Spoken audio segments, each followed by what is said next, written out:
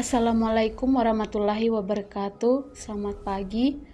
Perkenalkan, kami dari kelompok 2 yang beranggotakan Adelvina Astia Umbopati, Farida Antonius Kedundada, Ana Hidayati, Arpendi Kambaruwindi, dan Febrina Chandra Permata.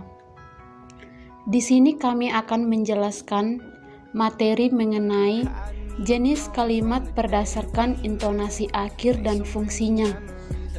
Intonasi dapat diartikan sebagai lagu kalimat, karena intonasi berkaitan dengan cara pelafalan kalimat. Intonasi juga merupakan gabungan dari beberapa faktor yang berpengaruh pada pengucapan suatu kalimat, yaitu tekanan nada, jeda, dan tempo.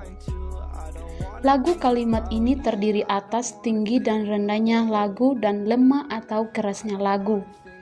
Lagu kalimat atau intonasi ini akan mempengaruhi proses berkomunikasi dengan orang lain.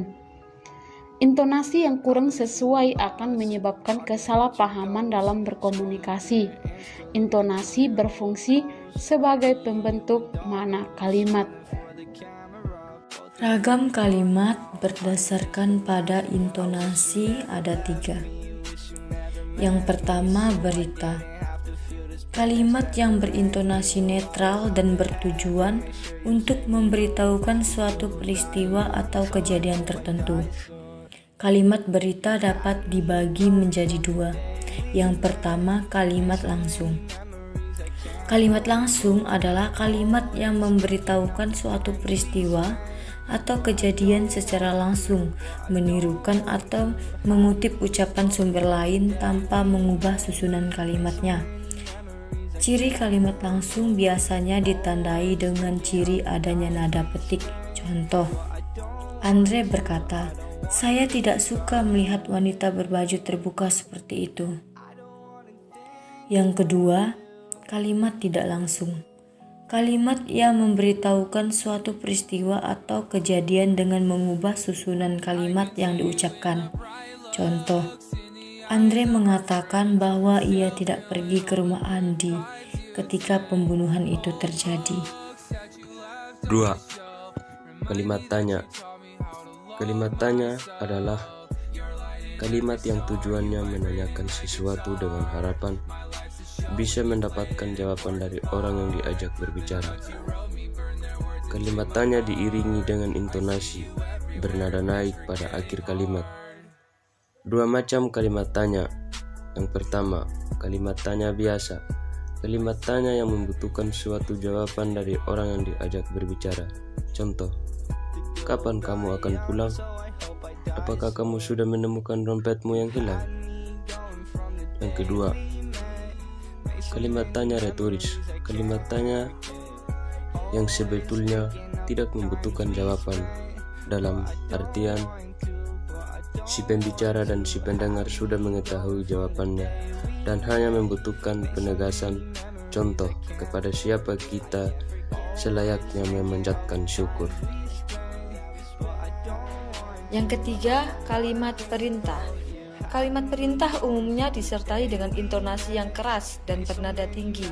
Biasanya kalimat perintah menggunakan partikel lah dan pada akhir kalimatnya ditandai dengan tanda seru.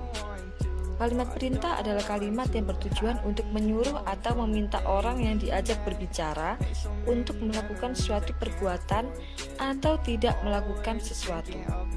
Kalimat perintah dapat dibedakan lagi berdasarkan pada isi dan tujuannya. Yang pertama, kalimat perintah biasa. Tujuannya agar orang yang diajak berbicara dapat melakukan suatu pekerjaan atau perbuatan. Contoh, jagalah adikmu baik-baik. Ambilkan surat kabar di bawah meja itu. 2. Kalimat permintaan. Kalimat perintah yang diperhalus sehingga merupakan permintaan agar orang yang diajak berbicara melakukan hal yang dikehendaki si pembicara. Biasanya, kalimat permintaan diucapkan dengan intonasi normal dan nada yang rendah. Contoh, tolong sampaikan pesanku padanya. Yang ketiga, kalimat larangan. Kalimat perintah yang tujuannya untuk melarang atau mencegah orang yang diajak berbicara melakukan suatu perbuatan atau pekerjaan. Contoh, jangan kau turuti permintaan anak nakal itu. Jangan ngadu di dalam kelas. 4. Kalimat ajakan.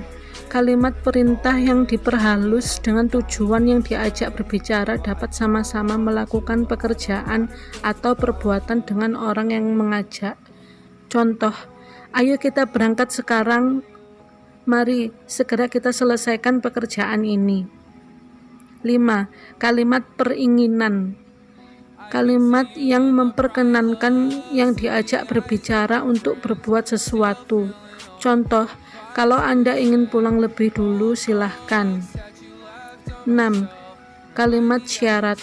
Kalimat perintah yang mengandung suatu persyaratan agar yang diperintah dapat melakukan suatu perbuatan.